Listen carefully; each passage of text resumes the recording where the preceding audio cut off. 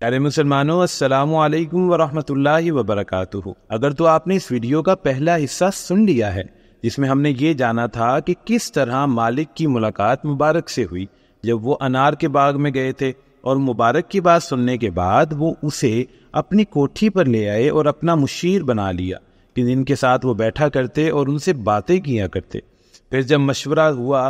پھر جب بیٹی کے معاملے میں مشورہ ہوا اور مبارک نے اسلامی رائے بتائی کہ اسلام میں اس حوالے سے کیا حکم ہے، تو مالک یہ بات سننے کے بعد بہت خوش ہو گئے اور اپنے گھر آ گئے۔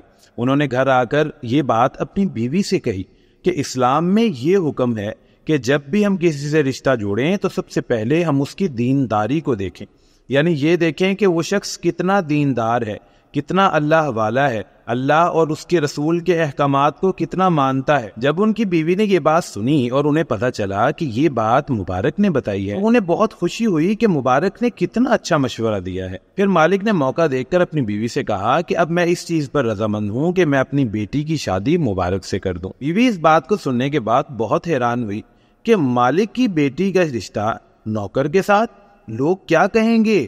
لیکن یہ بات سننے کے بعد مالک نے اسے بہت اچھے طریقے سے سمجھایا کہ آپ اس چیز پر غور کریں کہ ہمارے دین اسلام میں یہ حکم ہے، پیارے آقا کا فرمان ہے، اگر ہم اس چیز سے پیچھے ہٹ جائیں گے تو پھر ہم اپنے آقا کی بات کو سچا نہیں مانیں گے، یہ تو غلط بات ہو جائے گی، اور اگر ہم مبارک کے ساتھ یہ رشتہ کر دیں گے تو یہ صحیح بات ہوگی، کیونکہ میں نے پورے شہر میں مبارک جیسا نیک انسان نہیں دیکھا۔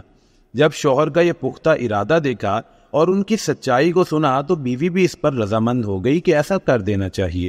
اب یہ دیکھنے کو تو بہت ہی حیرانی کی بات تھی کہ اتنے بڑے مالداروں نے، اتنے اچھے گھرانوں نے رشتے بھیج رکھے تھے، لیکن انہوں نے سب کو انکار کر دیا اور اپنی ہی بیٹی کا رشتہ اپنے نوکر سے کر دیا جن کا نام مبارک تھا۔ لیکن پھر کیا تھا؟ آگے کی بات جب آپ سنیں گے آپ اور بھی خوش ہو جائیں گے۔ یہ رشتہ ہو گیا اور دونوں میاں بیوی نہایت خوشی کے ساتھ اپنی زندگی گزارنے لگے۔ کچھ ہی عرصے بعد اللہ پاک نے دونوں کو ایک بہت ہی پیارا بیٹا دیا۔ اس بیٹے کو پانے کے بعد دونوں میاں بیوی بہت خوش ہو گئے اور اس کی نہایت اچھی تربیت کرنے لگے۔ اس بچے کا نام عبداللہ رکھا گیا۔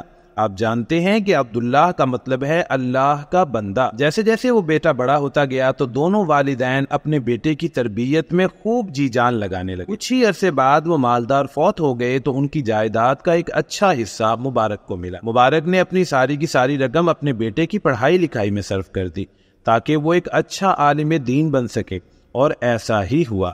ان کا بیٹا جس کا نام عبداللہ تھا، یعنی پورا نام عبداللہ بن مبارک تھا، ایک بہت ہی بڑے بزرگ بنے۔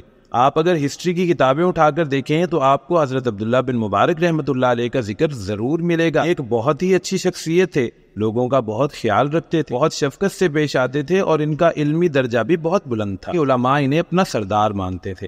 شاید آپ لوگ جانتے ہوں کہ حضرت امام احمد بن حنبل رحمۃ اللہ علیہ جیسے امام اور بڑے بڑے بزرگ ان کے شاگردوں میں تھے۔ اب آپ اللہ اور اس کے رسول کے احکام پر عمل کرنے کی اہمیت کو جان سکتے ہیں کہ کس طرح مالک نے تو اپنی بیٹی کا رشتہ ایک نوکر سے نیک دیکھ کر دیا، وہ بھی اس لیے کہ دین اسلام اس چیز کا حکم دیتا ہے، لیکن اللہ پاک نے ان کی بیٹی کو ایک ایسی اولاد سے نوازا کہ جن کے درس کے بارے میں یہ بھی کہا جاتا ہے کہ بہت بڑی تعداد میں لوگ ان کا درس سننے آیا کرتے تھے۔